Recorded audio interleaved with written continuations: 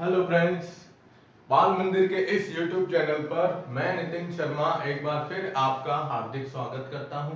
देखिए, हमने last class के अंदर अल्कोहल की सेकंड नंबर अभिक्रिया पढ़ी थी, जिसमें बताया था C और OH पूरा समूह दोनों के बीच का बंध जब टूटता है तो उससे कौन कौन सी रिएक्शन होती है।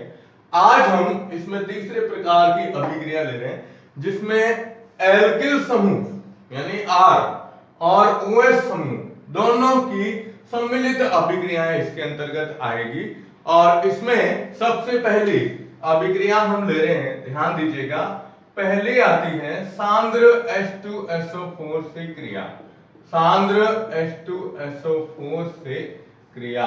अब इस क्रिया में क्या होता है, तो इसमें आपको ध्यान में रखना है कि इससे जब क्रिया करवाते हैं तो याद रखिएगा कि अलग अलग ताप पर अलग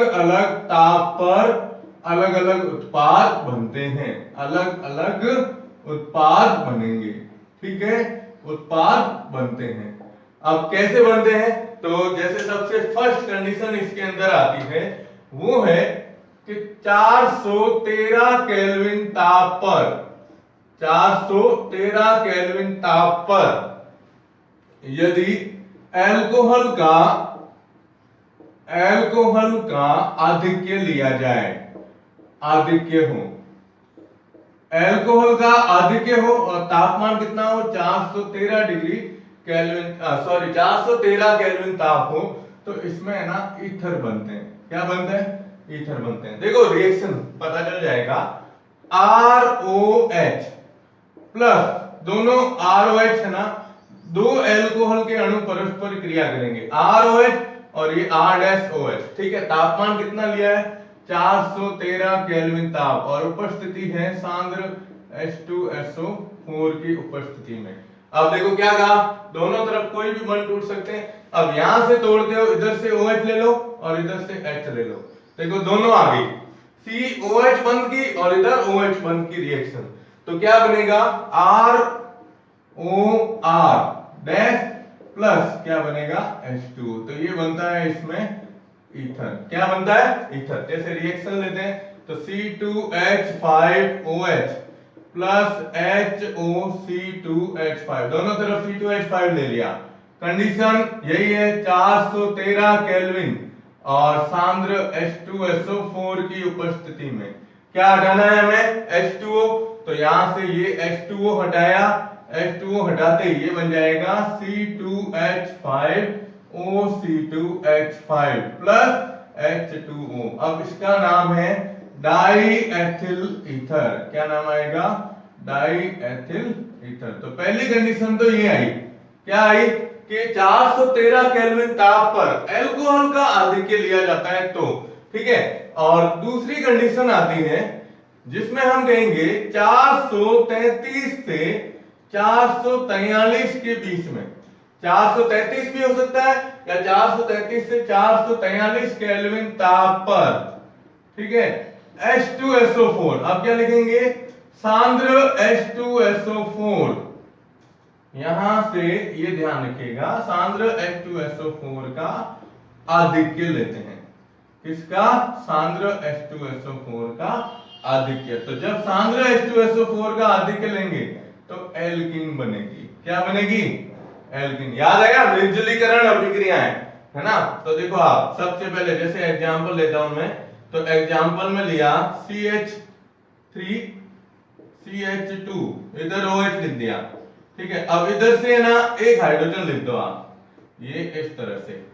उपस्थिति ये लेते हैं सांद्र H2SO4, बड़ा है ज्यादा मात्रा में, और साथ में क्या ले लेते हैं अपन इसमें 400, जैसे 33 केल्विन ताप ले लिया। अब ये हटाओ, H2O हटा, निर्जलीकरण क्रिया हो तो दोनों के बीच में क्या आ जाएगा, CH2 double bond CH2 plus H2O, ये बनती है इसमें एथीन, है ना। तो ये फर्स्ट एग्जांपल है इसका, जिसमें ये बताया गया है कि एथीन, ये जो एथेनॉल है, ये सूत्र किसका है, C2H5OH, एथेनॉल का सूत्र है। तो एथेनॉल जो होता है, एथेनॉल को सांद्र सल्फ्यूरिक अम्ल की ज्यादा मात्रा में जब इसे 433 केल्विन ताप पर गर्म करते हैं तो ये एल्कीन या एथीन में परिवर्तित हो जाता है। ठीक है, तो पहली कंडीशन 413 क्या बनेगा, ईथर। ठीक है, दूसरी कंडीशन 433 से 443 तो इसमें क्या बनती है, एल्कीन प्राप्त होती है। ठीक है, अब आप इसका स्क्रीनशॉट ले लो। ठीक है, चलिए अब देखो इसी का दूसरा उदाहरण है, H2SO4 के अंदर ही पढ़ रहे हैं अपन, और इसका दूसरा उदाहरण आपको याद होगा हमने 11th क्लास के अंदर पढ़ा था सेट-जेफ नियम।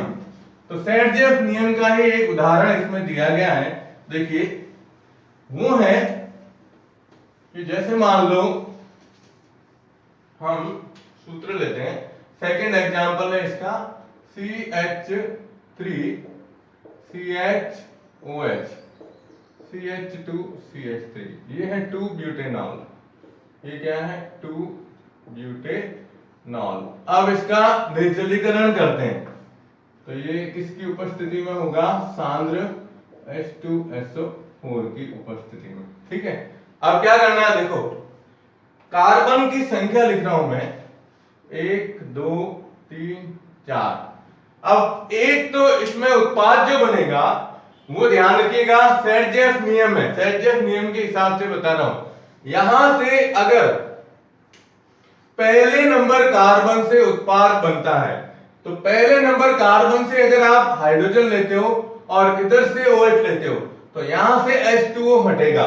ध्यान दीजिएगा, पहले नंबर कार्बन से एक H यहां से हटाओगे, एक OH यहां से हटाओगे, तब इसमें उत्पाद जो बनेगा, देखो हटता तो H2O है तो एक बनेगा CH2।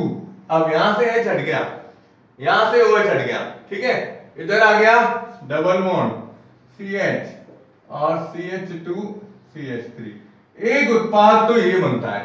ठीक है, देखो यहां से चलो ये बता देता हूं आपको, ये CH2 इधर H लिखा, H2 हटा तो H2O हटते ही यहाँ संयोजकता कम हो जाएगी, इसकी एक संयोजकता कम, इन दोनों के बीच में एक डबल बॉन्ड लगा दिया। ठीक है, ये तो पहली। ठीक है, दूसरी तरफ हम ये लेते हैं कि एक बार OH तो यही रहेगा, अब यहां से एक हाइड्रोजन हटाया, ये एक H पास वाला, यानी या तो इधर से हटेगा या इधर से हटेगा, तो यहां से H यहां से OH हटाया तो भी इन दोनों के बीच में क्या आ जाएगा, डबल बॉन्ड आ जाएगा। तो अब दूसरा उत्पाद ये बनता है CH3 CH double bond CH और ये CH3। ठीक है, तो पहला उत्पाद बना है ये 1 ब्यूटीन और दूसरा उत्पाद बना है 2 ब्यूटीन। अब आपको बताना है इन दोनों में मुख्य उत्पाद कौन सा बनेगा। तो इन दोनों में मुख्य उत्पाद के लिए हम जो नियम लेते हैं वो सेट-जेफ नियम के आधार पर लिया जाता है। सेट-जेफ नियम याद है, ये आएगा इसमें कि निर्जलीकरण, ये निर्जलीकरण है, तो निर्जलीकरण क्रिया में, निर्जलीकरण क्रिया में यदि एक से अधिक प्रकार की एल्कीन, एक से अधिक प्रकार की एल्कीन बनने की संभावना हो, एल्कीन बनने की संभावना हो, तो वह एल्कीन अधिक मात्रा में बनती है, अधिक मात्रा में बनेगी। आप देखिएगा, एक से अधिक प्रकार की संभावना हो तो वह एल्कीन अधिक मात्रा में बनेगी जिसमें, याद रखना, द्विबंधित कार्बन से या असंतृप्त, जिसमें असंतृप्त कार्बन पर प्रतिस्थापी समूह अधिक संख्या में जुड़े हों, अधिक संख्या में जुड़े हों। ठीक है, ये ध्यान रखना है आपको, प्रतिस्थापी समूह अधिक संख्या में जुड़े हो। अब इसमें देखो ये दोनों कार्बन है जो द्विबंध से जुड़े हुए, ठीक है। ये भी बता सकते हो, असंतृप्त का मतलब द्विबंध कार्बन से, द्विबंध कार्बन से, ठीक है, प्रतिस्थापी समूह। यहां पर एक समूह जुड़ा हुआ है एथिल समूह, ठीक है। और यहां देखो दो ये एक असंतृप्त कार्बन जो जुड़े हुए हैं, इसके अंदर दो समूह जुड़े हुए हैं। इसमें तो एक आ रहा है एथिल समूह और इसमें कितने आ रहे हैं, एक, और ये दो मेथिल समूह आ रहे हैं। इसलिए इसमें मुख्य उत्पाद बनेगा 2 ब्यूटीन, ठीक है। और अल्प उत्पाद कौन सा बनेगा, 1 ब्यूटीन बनता है। ये आप जब है ना ये रिएक्शन लिखोगे ना, तो 11th की जो कॉपी है जिसमें मैंने ये लिखाई थी एल्कीन के अंदर, एल्कीन के अंतर्गत आया हुआ है, तो ये निर्जलीकरण की क्रिया के अंदर ये सेटजेफ नियम भी बताया हुआ है। तो उस कॉपी को ध्यान में रखते हुए उस पेज को पढ़िएगा और उसके आधार पर आपको पता चल जाएगा कि इसके अंदर ये उत्पाद कैसे बनता है, ठीक है। अब इसी के अंदर इस अभिक्रिया की छोटी सी क्रियाविधि दी गई है, किसकी, ये सांद्र सल्फ्यूरिक अम्ल जो होता है ना, ये ध्यान रखना है, क्रियाविधि, क्रियाविधि किसकी है, एक जनरल क्रिया बतानी है, किसकी, सल्फ्यूरिक अम्ल की क्रिया, H2SO4 की क्रिया अल्कोहल से जब करवाते हैं, अल्कोहल से, तो कैसे होती है। देखो सबसे पहला स्टेप आता है, फर्स्ट स्टेप में ये बताना है H2SO4 को तोड़ो, आप आयनों में तोड़ते हैं, तो आयनों में तोड़ते हैं ना, तो ये बनता है H प्लस HSO4 माइनस बनता है। क्या बनता है, H2SO4 तोड़ा तो क्या बनेगा, H प्लस HSO4 माइनस, ठीक है। अब ये जो H प्लस आयन है ये एथेनॉल से क्रिया करता है, C2H5OH। देखो ऑक्सीजन पर हमेशा दो लॉन पेयर होते हैं, याद रखिएगा। ये H प्लस आयन इससे क्रिया करेगा, कौन सा, इसमें से निकला हुआ। तो ये H प्लस आयन है ना, ये इस ऑक्सीजन के साथ में बंध बनाएगा, ठीक है। अब जब ये इसे जुड़ेगा तो ये बनेगा, देखो आप उत्पाद C2H5OH। इधर दो लॉन पेयर थे, एक लॉन पेयर ने इसके साथ बंध बनाया, तो ये H ऑक्सीजन के ऊपर आवेश क्या जाएगा, प्लस, क्यों, क्योंकि इससे एक लॉन पेयर क्या हो गया है, निकल गया है। अब इसको नाम दिया गया है प्रोटोनीकृत अल्कोहल। क्या नाम दिया गया है, प्रोटोनीकृत अल्कोहल, ये इसका नाम है, प्रोटोनीकृत अल्कोहल का। तो देखो क्या हुआ, H2SO4 को तोड़ा, H प्लस HSO4 माइनस बनता है, फिर ये एथेनॉल के एक अणु से क्रिया करके और ये उत्पाद बनाता है जिसे प्रोटोनीकृत अल्कोहल के नाम से जाना जाता है। सेकंड स्टेप में हम ये बताएंगे, ये जो प्रोटोनीकृत अल्कोहल है, तो प्रोटोनीकृत अल्कोहल, अल्कोहल से जल का अणु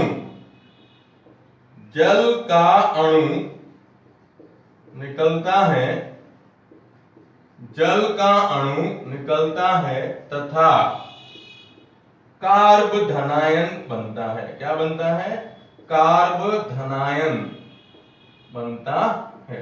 अब कार्ब धनायन बनेगा तो कैसे, देखो ये है, इसको मैं यूं लिखता हूं, CH3 CH2OH और H, ठीक है। अब होता यूं है कि यहां देखो ऑक्सीजन के पास में एक ही लॉन पेयर है, जनरली ऑक्सीजन के पास कितने होते हैं, दो लॉन पेयर होते हैं। तो इस बंध के इलेक्ट्रॉन इसके पास चले जाएंगे, क्योंकि ऑक्सीजन पर इलेक्ट्रॉन घनत्व तो कम है, तो ये बंध टूटेगा और बंध टूटते ये ना C2H5 को मैंने यूं लिखा है CH3 CH2, तो क्या लिखेंगे CH3 CH2। अब देखो यहां से बंध टूटा तो कार्बन पर आवेश क्या जाएगा, प्लस आवेश, और हटेगा क्या साथ में, H2O बनता है। ये क्या बना, कार्ब धनायन, ये निर्माण होता है कार्ब धनायन का। तो इस क्रियाविधि में भी दो स्टेप हुए, तीसरा स्टेप और आगे लेते हैं। इससे पहले आप इसका स्क्रीनशॉट ले लो।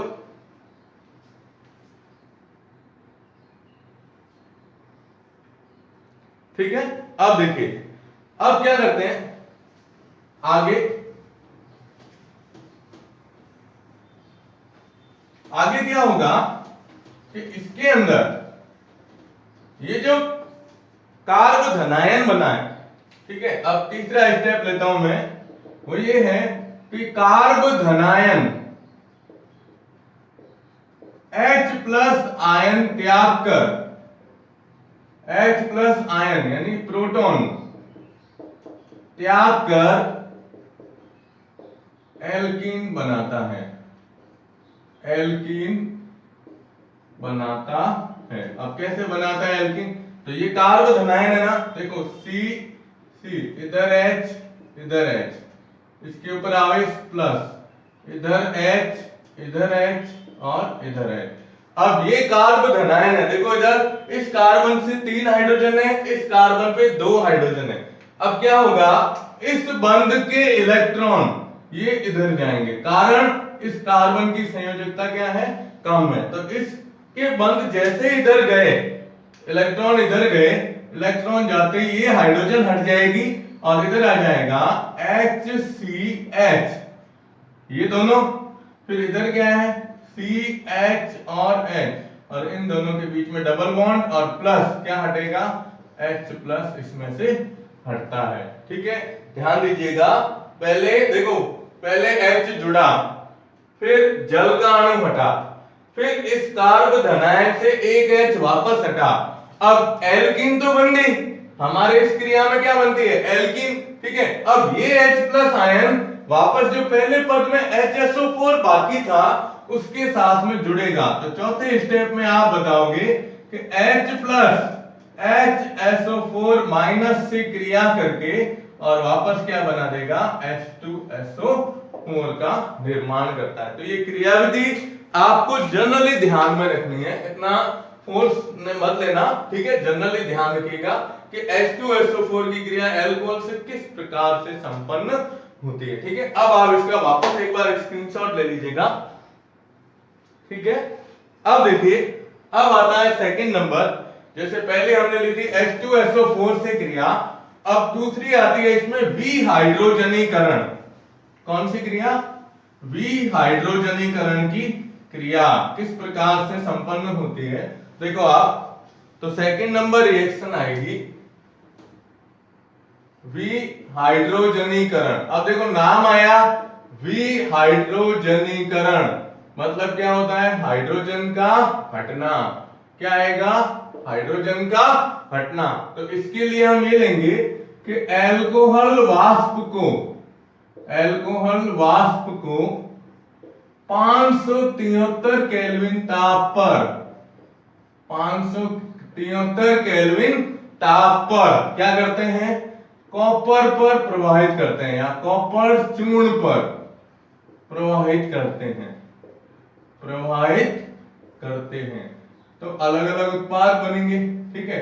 अब जैसे पहला लेते हैं कि प्राथमिक अल्कोहल, कौन सा, प्राथमिक अल्कोहल।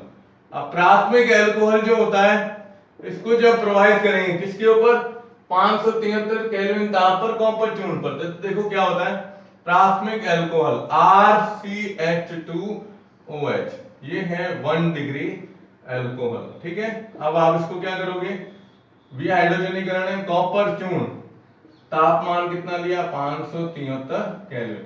अब एक चीज ध्यान रखिएगा, विहाइड्रोजनीकरण में पहली चीज तो ये होगी कि एक हाइड्रोजन जुड़े हटेगा OH से, एक हाइड्रोजन हमेशा OH से हटता है, ठीक है। और एक हाइड्रोजन जिस कार्बन या जो कार्बन OH से जुड़ा हुआ है उस कार्बन से एक हाइड्रोजन हटेगी, यानी एक H यहां से हटाओ, एक H यहां से हटाओ। जब आप दोनों से H हटाओगे तो देखो पहले आएगा RC, अब यहां से एक H हटा तो ये H, यहां से H हटा तो ये O, RCHO प्लस क्या बना, H2O, यानी इसमें क्या बनता है, एल्डिहाइड। तो इसमें क्या बताओगे, एल्डिहाइड प्राप्त होता है, ठीक है, एल्डिहाइड प्राप्त होता है। जैसे उदाहरण लिखना चाहो तो ये लो आप CH3 CH2OH, ठीक है। क्या बताएंगे, कॉपर चूर्ण 573 केल्विन ताप, एक H यहां से एक H यहां से हटाओ, ये क्या है, एथेनॉल, क्या है, एथेनॉल, ठीक है। अब एथेनॉल से करेंगे तो यहां से H, यहां से H हटाया तो H2 हटते ही ये बन जाएगा CH3 CHO प्लस H2, ये बनता है एसीटैल्डिहाइड। क्या बनता है? एसीटैल्डिहाइड प्राप्त होता है। ठीक है, तो 1 डिग्री अल्कोहल है, 1 डिग्री अल्कोहल को गर्म करेंगे तो एल्डिहाइड बनेगा। अब आता है 2 डिग्री अल्कोहल, देखिएगा द्वितीयक अल्कोहल। अब द्वितीयक अल्कोहल की जब बात की जाती है तो द्वितीयक अल्कोहल के अंदर क्या प्राप्त होंगे, पहले उदाहरण लेते हैं।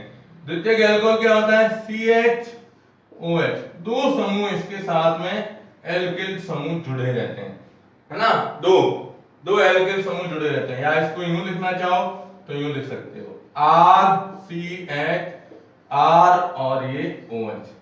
ठीक है, अब वही कॉपर चूर्ण ये 573 केल्विन ताप पर। ठीक है, अब देखो मैंने क्या कहा, एक H हटेगा ऑक्सीजन से और एक H उस कार्बन से हटेगा जिससे OH समूह जुड़ा हुआ है। ये H2 हटा तो इस कार्बन और इस ऑक्सीजन के बीच में एक डबल बॉन्ड आ जाता है और बनेगा RC double bond R plus क्या बनेगा H2।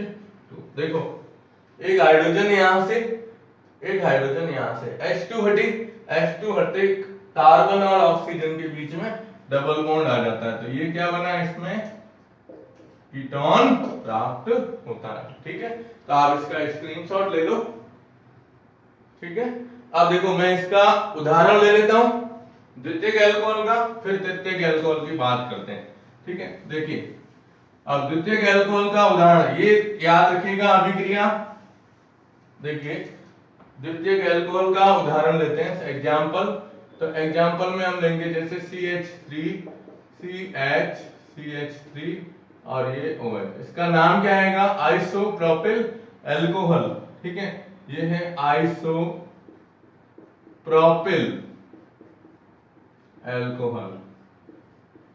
ठीक है, अब आइसोप्रोपिल अल्कोहल का हम क्या करते हैं, इसको इसकी वाष्प को कॉपर चूर्ण पर 573 केल्विन ताप पर क्या करते हैं, प्रवाहित करते हैं। ठीक है, अब आप जब इसमें से H हटाओगे तो एक हाइड्रोजन यहां से, एक हाइड्रोजन यहां से, दो हाइड्रोजन हट गई और बन जाएगा CH3 C डबल बॉन्ड हो CH3 प्लस H2। अब ये बनता है एसीटोन।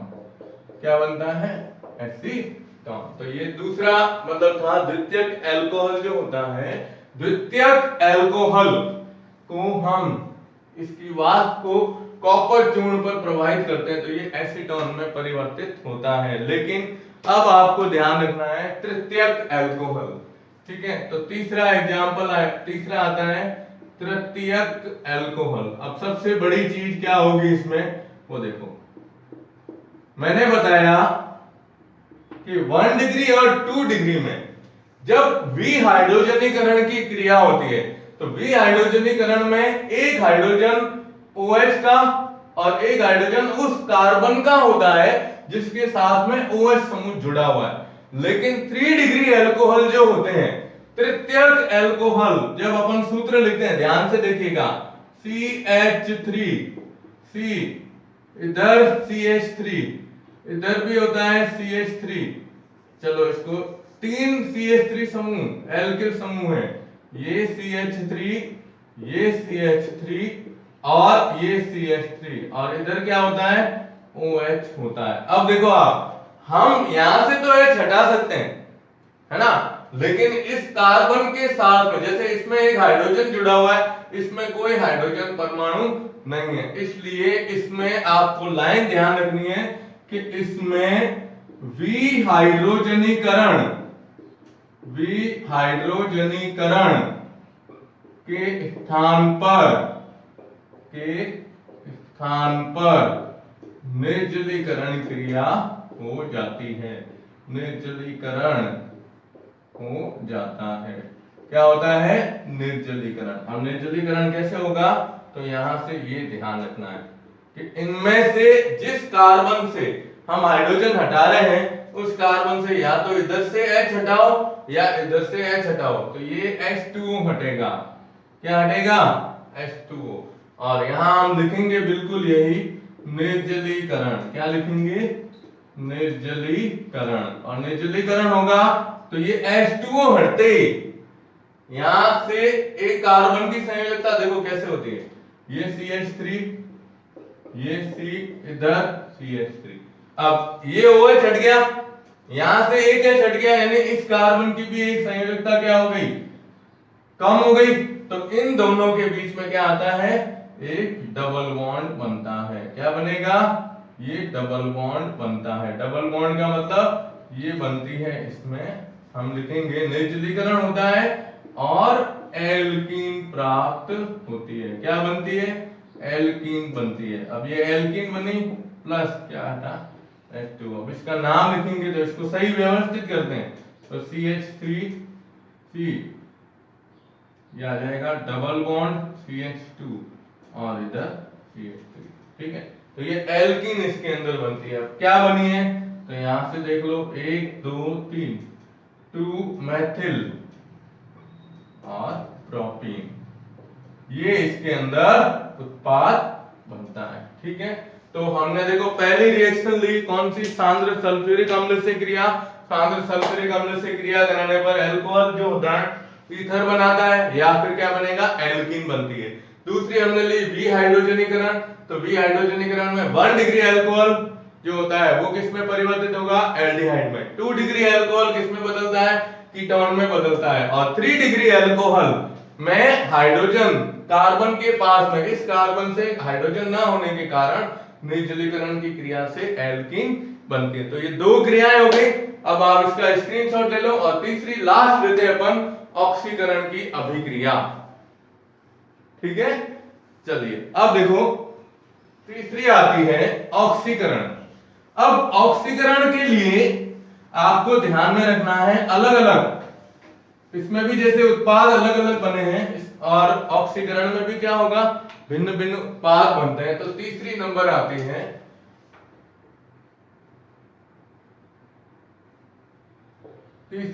है ऑक्सीकरण।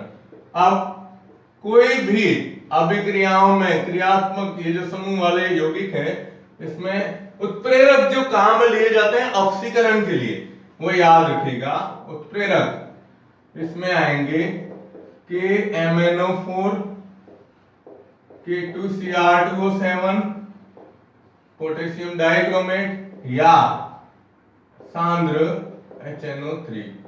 इन तीनों में से कोई भी उत्प्रेरक आप ऑक्सीकरण के अंदर लिख सकते हो, जिसमें अम्लीय भी हो सकता है, क्षारीय भी हो सकता है या उदासीन, कोई भी KMnO4 या K2Cr2O7 ले सकते हैं। अब हम इसमें लेते हैं सबसे पहला प्राथमिक एल्कोहल। क्या लेते हैं? प्राथमिक एल्कोहल। ठीक है, अब देखो आप प्राथमिक एल्कोहल का जब ऑक्सीकरण करेंगे तो पहले एल्डिहाइड बनता है। क्या लिखते हैं इसमें? पहले एल्डिहाइड तथा बाद में कार्बोक्सिलिक अम्ल प्राप्त होता है। कार्बोक्सिलिक अम्ल बनता है। कार्बोक्सिलिक अम्ल बनता है। अब कैसे बनता है तो देखो आप, सबसे पहले हम लेते हैं RCH2OH। हम क्या कर रहे हैं? ऑक्सीकरण। किसकी उपस्थिति में? जैसे KMnO4 की उपस्थिति में। अब देखो ऑक्सीकरण के लिए क्या करेंगे? ऑक्सीकरण का मतलब है ऑक्सीजन का जुड़ना। ये है 1 डिग्री अल्कोहल। ठीक है, अब 1 डिग्री अल्कोहल का जब ऑक्सीकरण करेंगे तो सबसे पहले ध्यान दीजिएगा, यहां से OH और यहां से एक H, यहां से सुनिएगा, यहां से हाइड्रोजन और यहां से OH मिलके क्या बनाएंगे? H2O। H2O हट जाएगा और H2O हटते ही जो ऑक्सीकरण का ऑक्सीजन है वो इसके साथ जुड़ेगा और जुड़ते ही बनाएगा RCHO। CHO क्या होता है?